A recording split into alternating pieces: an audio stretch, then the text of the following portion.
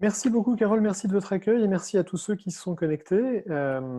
C'est particulièrement intéressant pour moi d'avoir l'occasion d'avoir cette conversation et je voudrais que ce soit une conversation avec des gens qui sont en première ligne sur des sujets de santé publique parce que, comme Carole l'a dit, c'est pas ma spécialité. Moi, je me suis penché sur ce sujet plus comme un exemple d'une situation de prise de décision et d'une situation de résolution d'un problème complexe dans l'incertitude, qui est le genre de sujet sur lequel j'essaye d'aider des managers à travailler.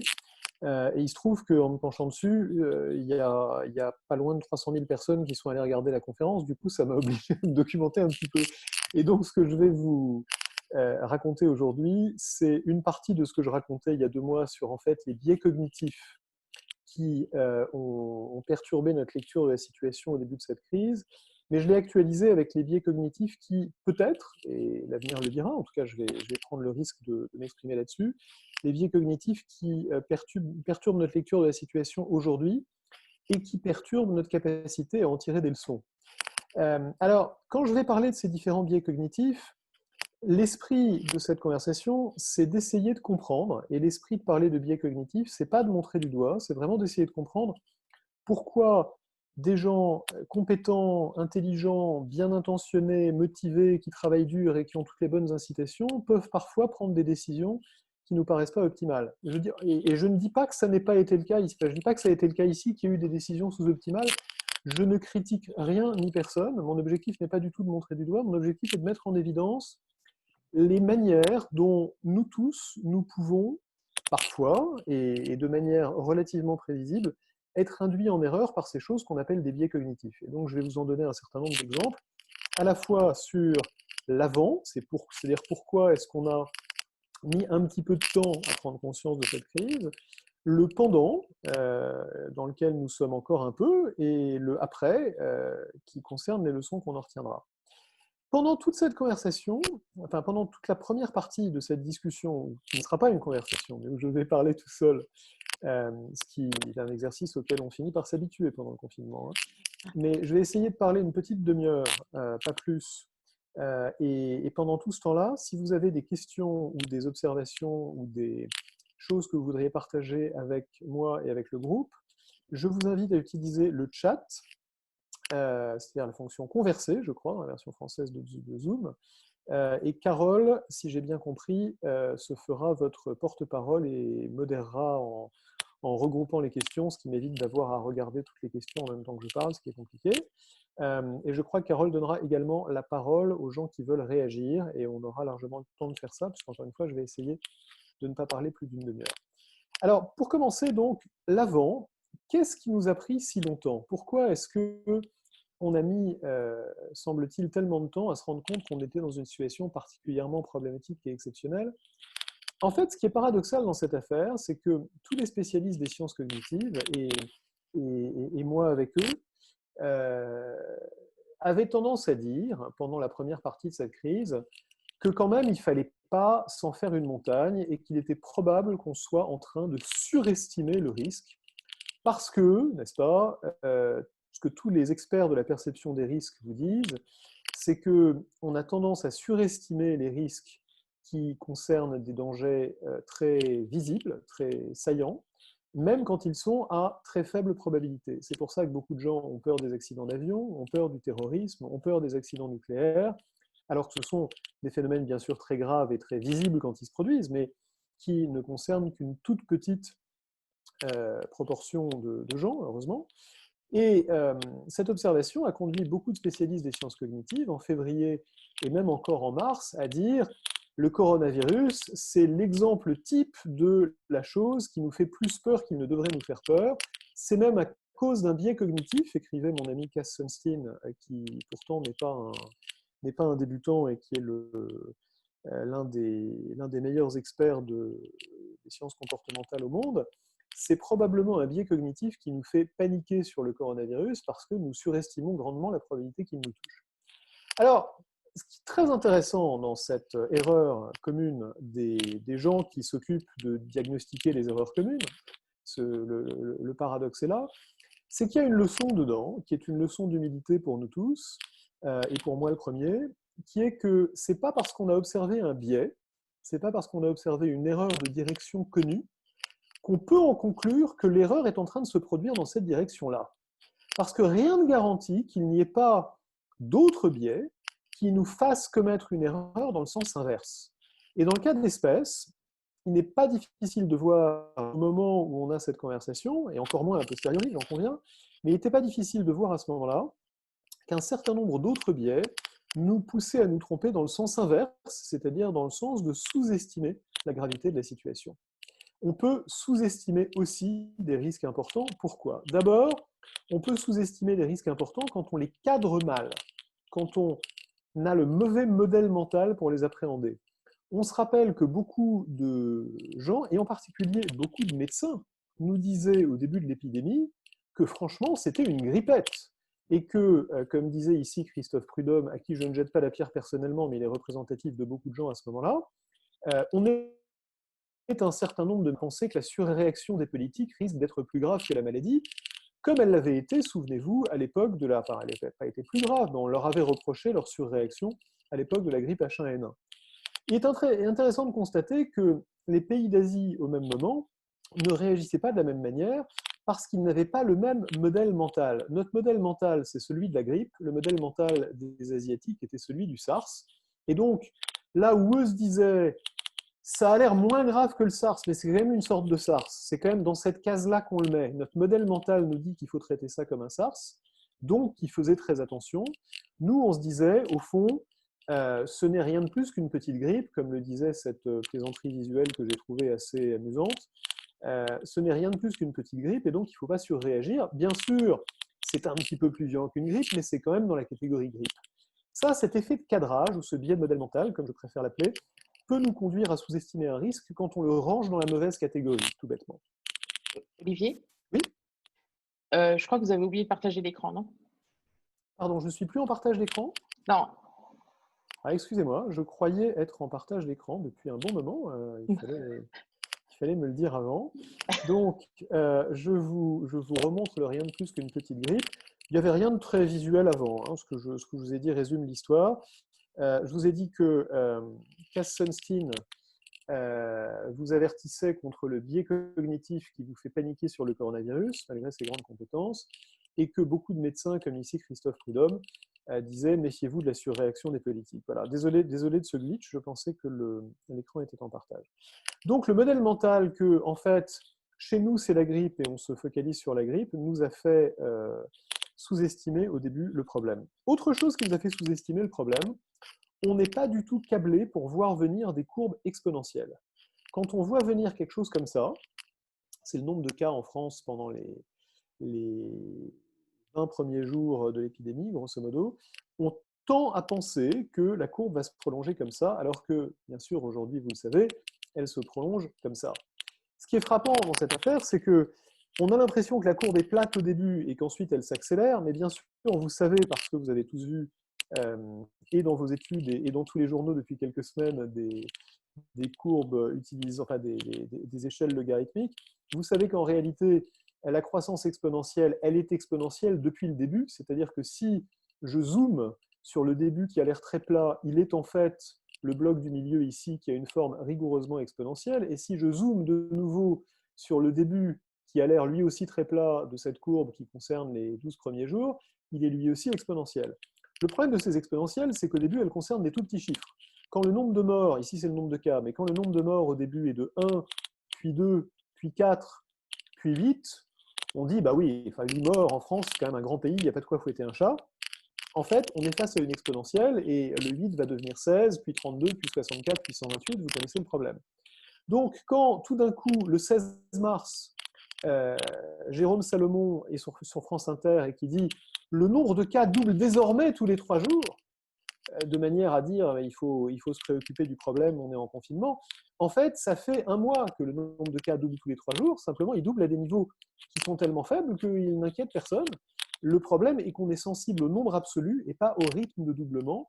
C'est ce que certains appellent le biais de croissance exponentielle. On n'est pas câblé pour comprendre les exponentielles. On a tendance tous à sous-estimer leur impact. Et on se trompe régulièrement dans les devinettes ou les calculs qu'on nous demande de faire qui impliquent des courbes non linéaires. Troisième chose qui nous a fait sous-estimer l'épidémie d'une manière particulièrement troublante, c'est que, rappelez-vous, les semaines précédant le confinement, on voyait que l'Italie était face à une crise sanitaire d'une gravité terrible. Et pourtant, on pensait que ça n'arriverait pas chez nous. Comment pouvait-on penser que ce qui arrivait chez les autres n'arriverait pas chez nous?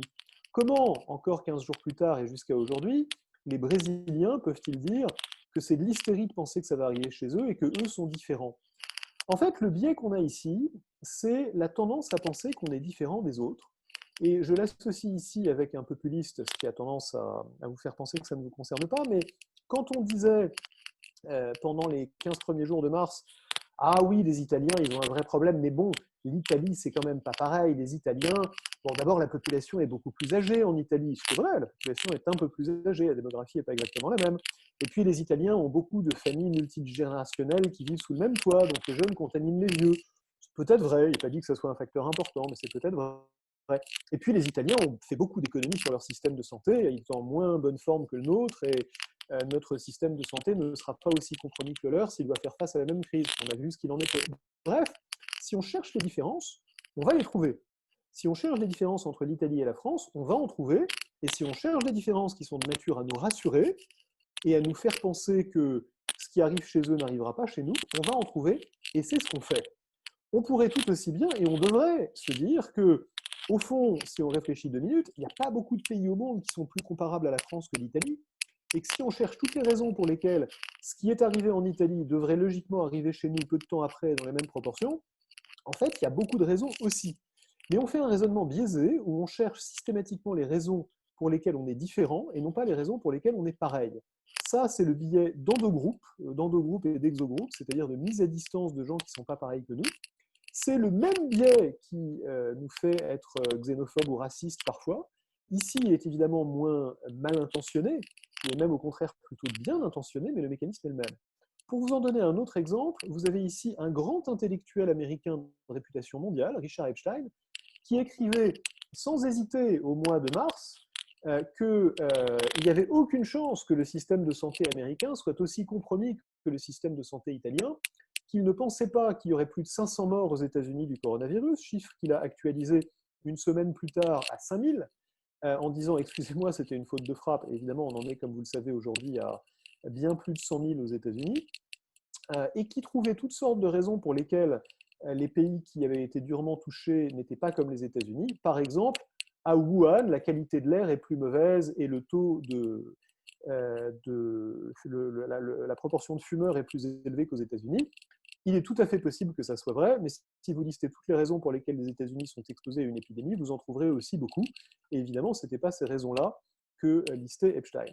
Donc, la tendance à vouloir mettre à distance une situation qui nous déplaît en cherchant les raisons pour lesquelles notre groupe est différent de l'autre groupe, notre endogroupe est différent de l'exogroupe, c'est une vraie tendance que nous avons toujours quand nous voyons un problème se produire chez les autres. Et on aurait dû se dire que c'était quelque chose qui nous est sous-estimé le danger. Quatrième facteur qui nous est sous-estimé le danger, les prévisions des experts qui étaient trop confiantes et en particulier trop précises. Ici, vous avez un phénomène tout à fait intéressant. Ne regardons que la partie de gauche, parce que la partie de droite est une représentation différente de la même idée. Ce que vous voyez, ce sont les estimations faites par 18 épidémiologistes américains, parmi les meilleurs, de Johns Hopkins, de Harvard, du Los Alamos National Laboratory, etc., du nombre de cas qu'ils prévoyaient aux États-Unis 12 jours plus tard. C'est-à-dire qu'on leur pose la question le 17 mars, on leur demande combien il y aura de cas le 29 mars. On n'est pas en train de leur demander de faire une prévision à 1 an ou à 1 mois, on est en train de demander une prévision à 12 jours. Ça ne devrait pas être excessivement difficile quand même pour des gens dont c'est le métier de faire une prévision à 12 jours. Eh bien, figurez-vous qu'ils se trompent, comme on l'a vu, ils se trompent en moyenne d'un facteur 7. C'est-à-dire que le chiffre réel est 7 fois supérieur au consensus des 18 épidémiologistes interrogés le 17 mars. Ce qui est intéressant dans cette affaire, ce n'est pas juste qu'ils se trompent, c'est que sur les 18 barres bleues que vous voyez à gauche, quand on demande à chacun de faire non seulement une estimation en points, qui est la petite boule bleue que vous voyez, mais de donner une fourchette, un intervalle de confiance, tous, sauf les 3 premiers tout en haut, donnent un intervalle de confiance extraordinairement serré. C'est-à-dire que non seulement ils se trompent beaucoup, mais en plus, ils se trompent avec une confiance en eux absolue. Ils sont très sûrs que le chiffre ne sortira pas de l'intervalle de confiance. Ça, c'est un biais extraordinairement présent chez tous les décideurs managériaux, et vous me direz si vous pensez que c'est différent dans l'administration, mais j'ai tendance à penser que non. Quand on formule une prédiction, on a tendance à la formuler, qu'elle soit d'ailleurs optimiste ou pessimiste. Ici, il se trouve qu'elle était optimiste, mais c'est vrai aussi quand elle est pessimiste. Quand on formule une prédiction, on a tendance à la formuler avec trop de précision par rapport à la réalité de l'incertitude dans laquelle on se trouve. C'est donc le quatrième biais qui nous fait sous-estimer le danger. On a des experts qui nous disent « Ne vous inquiétez pas, on est très sûr qu'il n'y aura pas plus de cas que ça ». Et puis le dernier, qui est aussi un phénomène psychologique très important, c'est le biais d'imitation, et en particulier le fait qu'on est des animaux sociaux et que quand on voit des gens autour de nous, comme ici à Paris le 15 mars, se comporter comme s'il n'y avait aucun danger, il est extraordinairement difficile de penser qu'il y en a un. On a beaucoup de mal à se dire que tous ces gens qui sont assis sur les pelouses en train de se comporter comme si de rien n'était sont exposés à un danger mortel. On a, paradoxalement, la sensation, quand on se promène, ce qu'on ne fait pas d'ailleurs, comme vous le voyez, dans les rues de Rome le 20 mars, ou quand on se promenait dans les rues d'une grande ville française pendant le confinement, on a la sensation, parce que les rues sont désertes, d'être exposé à un danger, alors que paradoxalement, évidemment, on ne l'est plus, puisqu'on ne croise personne.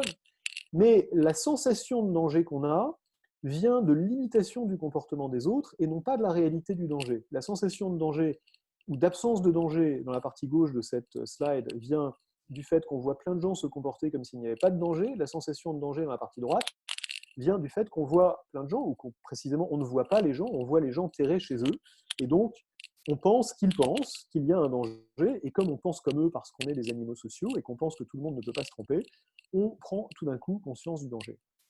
Pour résumer, il y avait un biais qui nous faisait dire « pas de panique, ne surréagissons pas à un risque à cause de la négligence des probabilités ». Il y en avait au moins 5 qui nous faisaient sous-estimer initialement l'ampleur du problème, et donc on a tardé à réagir. Ça, c'était l'avant. Qu'est-ce qu'on peut dire du pendant? J'ai moins d'observations sur le pendant parce que, contrairement à beaucoup de gens qu'on entend beaucoup en ce moment, je trouve que globalement, cette crise n'a pas été mal gérée. Mais j'ai 2-3 remarques qui sont plus à visée pédagogique qu'autre chose, et encore une fois, qui ne visent à jeter la pierre à personne en particulier. La Olivier, première, oui, désolée, je vais vous embêter encore. On entend un allez-y. crépitement, en fait. Je Ah, pense que c'est votre micro. c'est peut-être mon micro, là, c'est mieux? Ah, c'est beaucoup mieux, ouais. J'ai pas osé vous D'accord. interrompre, Eh mais bien, je crois, vous avez raison de m'interrompre, je crois que c'est tout bêtement le micro qui frotte une fermeture éclair, donc c'est tout bête, il suffit eh de... ben, c'était Voilà, ça. merci, Désolée, merci hein, de vraiment. l'interruption. Non, mais pas du tout, au contraire. Donc, si on est sur le pendant, première chose qui m'a beaucoup frappé pendant cette crise, c'est qu'il était interdit, pendant plusieurs semaines, de parler d'autre chose que de cette maladie, et en particulier, il était interdit d'avoir une conversation sur les conséquences autres que sanitaires de cette crise et de la manière dont elle était gérée. Quand on passe 80 ou 90% du temps d'antenne à parler de la crise sanitaire, comme vous pouvez le voir ici, on s'expose au problème que décrit Daniel Kahneman dans son livre Thinking Fast and Slow, qui s'appelle l'illusion de concentration, et qui nous fait perdre de vue cet aphorisme de Daniel Kahneman: rien dans la vie n'est aussi important que vous le pensez pendant que vous y pensez. Rien n'est aussi important que la crise sanitaire, bien sûr, mais la crise sanitaire n'est quand même pas aussi importante qu'on le pense au moment où on y pense et où on ne pense qu'à ça. Pourquoi? Parce que on est en train de s'en apercevoir maintenant, on s'en aperçoit depuis quelques semaines, la crise économique qui va se produire en conséquence de cette crise sanitaire est aussi un problème tout à fait considérable, et les conséquences sanitaires de la crise économique, je ne parle pas des conséquences pour les actionnaires, je parle des conséquences en termes de malheur humain et de santé humaine. Les conséquences économiques du confinement, les conséquences sanitaires du confinement, bien au-delà des conséquences économiques, vont nous hanter pendant longtemps. Quand Angus Deaton et Anne Case, vous le voyez ici dans ce livre qui s'appelle Death of Despair, ont chiffré les conséquences de la crise économique de 2008, dont tout porte à croire qu'elle est petite en regard de celle qu'on expérimente en ce moment. Quand ils ont chiffré les conséquences de cette crise, ils lui attribuent une baisse d'espérance de vie de 3 ans aux États-Unis et plusieurs centaines de milliers de morts. La différence, c'est que les centaines de milliers de morts de la crise économique et peut-être les millions de morts dans le monde de la crise économique que nous allons avoir et que nous commençons à avoir sont des morts sans nom, sans visage et sans urgence, alors que les morts du Covid-19 sont bien sûr des gens que nous avons l'obligation de soigner tout de suite. C'est pour ça qu'il ne faut pas voir dans cette remarque une critique du choix du confinement, absolument pas. C'était le bon choix. Ce qui est compliqué, c'est d'avoir en même temps une conversation sur la manière d'atténuer les effets économiques de cette crise. Et je pense qu'on aurait pu, à la marge, faire des choses qui auraient atténué certains des effets économiques et qui auraient en tout cas rendu les conséquences économiques et sociales moins graves dans beaucoup de pays. Notre pays, d'ailleurs, n'est pas celui qui les gère le plus mal parce qu'on a des filets de sécurité beaucoup plus développés que dans beaucoup de pays. Quand vous voyez qu'aux États-Unis, on a, je crois qu'on en est à quelque chose comme 30 millions de chômeurs supplémentaires et que l'indemnisation du chômage aux États-Unis n'est pas ce qu'elle est, évidemment, dans la plupart des pays d'Europe, vous vous rendez compte de l'ampleur du problème. Donc, le fait qu'on se focalise exclusivement sur la crise sanitaire à l'exclusion des autres aspects, y compris humains, de cette crise, est, je crois, un biais tout à fait important. Un autre biais qui est particulièrement frappant dans cette crise, c'est l'émergence de croyances absolument irrationnelles, voire totalement complotistes, sur toutes sortes de sujets. Alors, entre les gens qui pensent que le coronavirus a été fabriqué en laboratoire, ceux qui pensent que ce sont les antennes 5G qui le provoquent, ceux qui pensent que Bill Gates veut leur implanter des puces sous la peau en leur vendant des vaccins et toutes sortes de choses comme ça, vous avez en fait un pourcentage tout à fait important de la population qui finit par croire à ces choses-là. Dans un sondage récent au Canada, qui n'est pas le pays le plus bête du monde, 46% des personnes interrogées croyaient à un des 4 bobards les plus répandus sur le coronavirus. Chez nous, évidemment, le débat le plus spectaculaire et le plus médiatiquement relayé a été celui sur l'efficacité de la chloroquine. Ce qui est très frappant dans le débat sur l'efficacité de la chloroquine, c'est que c'est devenu un sujet d'opinion. On fait des sondages pour dire est-ce que vous croyez ou pas à l'efficacité de la chloroquine. Et à la limite, on se contrefiche que 59% des Français y croient et que 20% n'y croient pas. Ce qui est très étonnant, c'est qu'il n'y en ait que 21% qui ne sachent pas à l'époque. Aujourd'hui encore, on pourrait imaginer qu'il y a 80% des Français qui lisent les études scientifiques et qui sont capables de se faire une opinion sur des données scientifiques. J'en doute, mais on pourrait l'imaginer. Mais au moment où ces données n'existent pas, la seule réponse réaliste et sensée à cette question, c'est NSP, je ne sais pas. Et pourtant, 80% des gens ont une opinion. Et on le voit encore aujourd'hui, si vous n'avez pas d'opinion sur... Enfin, il est interdit de ne pas avoir d'opinion sur cette question. C'est devenu un sujet éminemment politique. Et quand j'exprime par hasard un point de vue sur le fait que telle ou telle étude a été mal interprétée, on me répond que je suis de parti pris et que je suis dans le parti anti-chloroquine, ou en l'occurrence dans le parti anti-chloroquine, comme si c'était une question d'affiliation partisane ou de croyance idéologique, et pas une question de validation scientifique. Donc, on a ici une combinaison de biais qui sont les mêmes biais qu'on retrouve de manière générale sur les réseaux sociaux quand on voit émerger des croyances irrationnelles sur les réseaux sociaux. Les périodes de crise y sont particulièrement propices. Ce sont en particulier la pensée de groupe qui fait que quand on est entouré de gens qui pensent comme nous, et les réseaux sociaux nous conduisent à être systématiquement entourés de gens qui ne pensent que comme nous, voire de gens qui pensent comme nous en plus extrême et en s'acharnant à démonter et à contrecarrer les opinions de ceux qui ne pensent pas comme eux et à les mettre à l'index et à les montrer du doigt, eh bien forcément, on va croire de plus en plus fort à ce qu'on croit, même si c'est complètement irrationnel, et on va voir des gens en apparence censés vous expliquer que Bill Gates veut leur implanter des puces sous la peau et que c'est pour ça qu'il a provoqué de toutes pièces l'épidémie de coronavirus en se faisant aider d'un laboratoire chinois. Des choses tellement abracadabrantes qu'on ne comprend vraiment pas comment est-ce qu'elles peuvent émerger, et pourtant elles émergent. Et puis, troisième chose qui se produit pendant cette crise, et là on va rentrer dans l'actualité, c'est le biais qu'on appelle quelquefois le biais de substitution. Alors, je prends un petit moment pour l'expliquer parce qu'il est un petit peu compliqué, mais je crois qu'il est très très important, en particulier sur les questions de santé publique. Quand on a affaire à une question compliquée, on a tendance à chercher une question facile à la place. Le biais de substitution, c'est ça. Qu'est-ce qu'on fait en ce moment? Quel est le débat auquel on assiste dans l'opinion publique en ce moment? Le débat auquel on assiste, c'est est-ce qu'il ne faudrait pas accélérer le déconfinement puisque tout va bien, puisque tout se passe bien? Vous voyez ici quelques citations qui sont représentatives de ça, mais c'est le débat que vous entendez tous, que vous entendez partout. Et la raison pour laquelle on dit que tout se passe bien, c'est que le nombre de cas qu'on observe n'augmente pas beaucoup et que, comme le disait ici cet épidémiologiste, il y a quelques jours, je crois que c'était le 12, ça fait un mois qu'on n'est plus en confinement et l'épidémie reste sous contrôle. Là, en fait, ce qu'on fait, c'est qu'on répond à la question facile. La question facile, c'est combien il y a de cas. On s'attendait à une catastrophe ou on craignait une catastrophe, il n'y a pas de catastrophe, donc tout va bien, mais bon sang, qu'est-ce qu'on attend pour accélérer le déconfinement? C'est-à-dire généralement les mêmes qui disent ça, qui disaient le 11 mai, c'est de la folie furieuse, je ne renverrai pas mes enfants à l'école, on fait ça uniquement pour que les patrons aient de la main-d'œuvre, etc., etc. Mais c'est pas grave, on a le droit de changer d'avis. La question compliquée, évidemment, et vous qui êtes des spécialistes, vous le savez, c'est pourquoi est-ce que le nombre de cas est faible?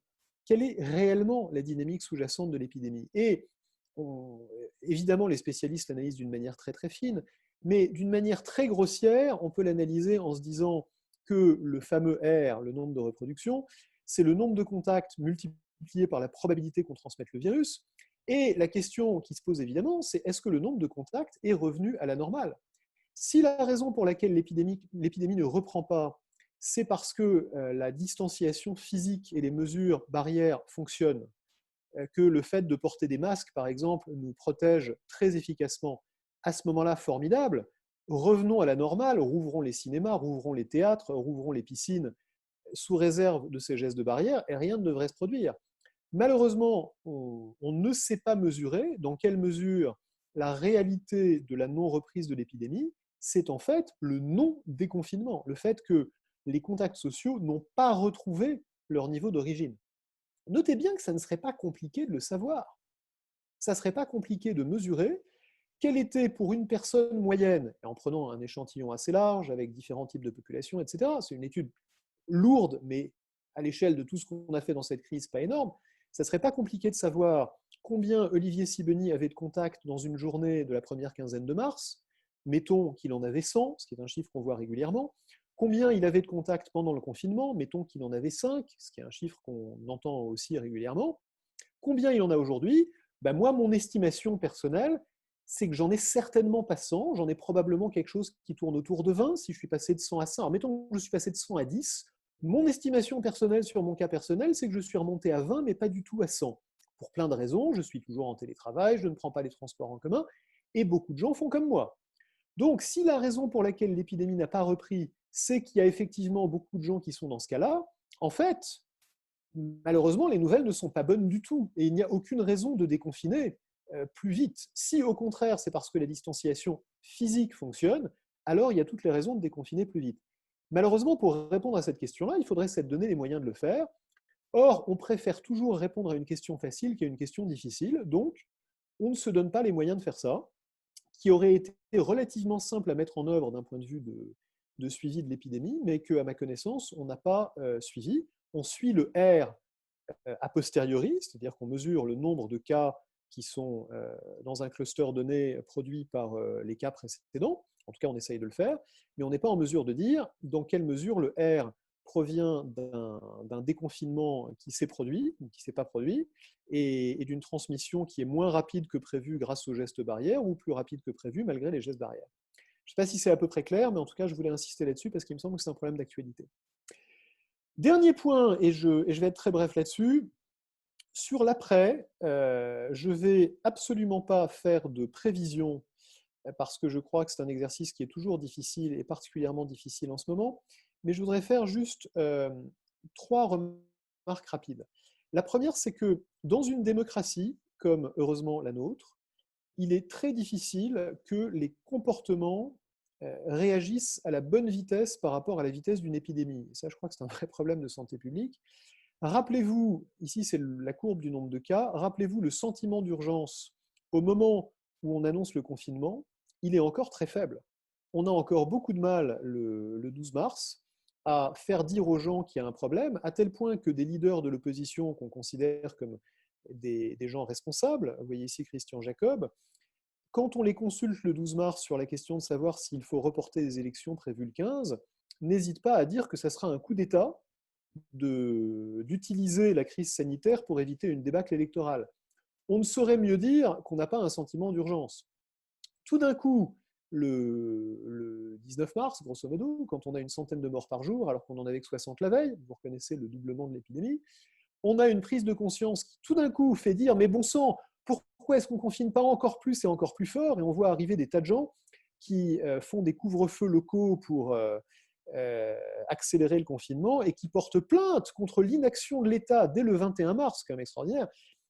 Grosso modo, les mêmes qui disaient qu'il ne fallait rien faire le 12 mars portent plainte contre l'État le 21 mars parce qu'il n'en fait pas assez, alors que le confinement ne peut évidemment pas encore avoir produit de résultats, la durée d'incubation de l'épidémie étant ce qu'elle est, et le confinement ayant commencé le 17. Donc, la vitesse de réaction est un problème, et sera un problème à l'avenir. On voit que c'est un problème quand il s'agit de déconfiner, quand les gens ont encore peur alors qu'ils ne devraient plus avoir peur en théorie, du moins par exemple pour leurs enfants qui vont à l'école. Quand il faudra repartir dans des mesures contraignantes pour telle ou telle population, je crains qu'on ait le même problème. Deuxième observation sur les leçons qu'on en tire, c'est que chacun tire de cette histoire la conclusion qui lui fait plaisir, sur des sujets d'ailleurs qui n'ont pas forcément le moindre rapport avec la situation. On peut lire par exemple des gens qui nous expliquent que la crise du coronavirus est l'occasion d'une épreuve de vérité pour nos défaillances institutionnelles, pourquoi pas. Des gens qui nous disent que l'urgence face au coronavirus est de créer une fiscalité qui taxe les riches, pourquoi pas. Que l'urgence est de repenser le management utilitariste et même que l'urgence est de renforcer l'enseignement des sciences de la vie et de la terre. Alors toutes ces choses sont d'excellentes idées, je suis sûr. Ce qu'elles ont de commun, c'est que les gens qui les défendent les pensaient déjà avant et qu'ils voient dans la crise la confirmation de ce qu'ils pensaient déjà avant. Ça, c'est un biais qu'on a tous, c'est probablement le biais le plus répandu. C'est le biais de confirmation, c'est que dans tout ce qu'on voit, on voit la confirmation de ce qu'on pensait déjà et on ne voit jamais quelque chose qui contredit nos opinions initiales. Je vous en donne d'ailleurs ici un exemple autoréflexif magnifique, puisque je suis un spécialiste des biais, n'est-ce pas? Et donc, je vois dans cette crise le biais de confirmation, exactement de la même manière que Thomas Piketty y voit l'urgence de rétablir l'ISF. Mais chacun voit midi à sa porte. Et donc, toutes les leçons qu'on tire de cette crise me semblent hautement sujettes à caution, parce que généralement, elles sont produites par des gens qui prenaient déjà les mêmes leçons avant. Dernière leçon, et c'est probablement la plus importante, pas leçon, pardon, dernière observation sur ce qui se passe en ce moment, et c'est la plus importante, la tendance à regarder dans le rétroviseur et à dire que le monde dans le rétroviseur est parfaitement clair, qui s'appelle le biais rétrospectif, est extraordinaire. Je trouve absolument surréaliste de voir qu'on a déjà des commissions d'enquête et des dizaines de procès contre le gouvernement sur la manière dont il a géré cette crise, et qu'on entend dans les commissions d'enquête des gens dire des choses aussi incroyables que pourquoi n'avez-vous pas confiné seulement la région parisienne et pas les départements où il n'y a pas eu de cas? Ce qui me semble être à peu près aussi absurde que de venir taper sur l'épaule d'un joueur de roulette et de lui dire « mais espèce de crétin, pourquoi as-tu perdu ta mise alors que tu aurais pu jouer le 18 qui est sorti ?» C'est évidemment très facile de dire a posteriori qu'il y a eu très peu de cas dans la Creuse ou en Lozère. Ce que personne ne peut dire, c'est est-ce qu'il y aurait eu des cas dans la Creuse ou en Lozère si on n'avait pas confiné tout le pays? Et si on avait fait, comme d'ailleurs en Italie, au début, un confinement local, limité aux endroits où il y avait effectivement des clusters, conduisant les gens qui étaient dans ces clusters à s'enfuir parce que c'est évidemment le réflexe, etc. etc. Mais bizarrement, ces questions absurdes, on les pose, et les gens à qui on les pose y répondent en disant « bah oui, on a fait de notre mieux, on n'est pas parfait, etc. On aurait dû savoir. » Non, ils ne pouvaient pas savoir. On s'interroge sur des décisions qu'on a prises en oubliant complètement l'incertitude dans laquelle on était au moment où on les prenait. Et ça, c'est ce qui fait que, quoi qu'il arrive, les gens qui sont dans des positions de prendre des décisions se les verront reprocher, quel que soit le résultat, parce que, évidemment, dans le rétroviseur, le monde est toujours beaucoup plus simple qu'il n'est en réalité. Voilà ce que je vous proposais de dire en une trentaine de minutes, 32 minutes. Et je vous propose maintenant d'écouter les réactions et les questions que vous avez et d'y réagir dans la mesure du possible, si je peux.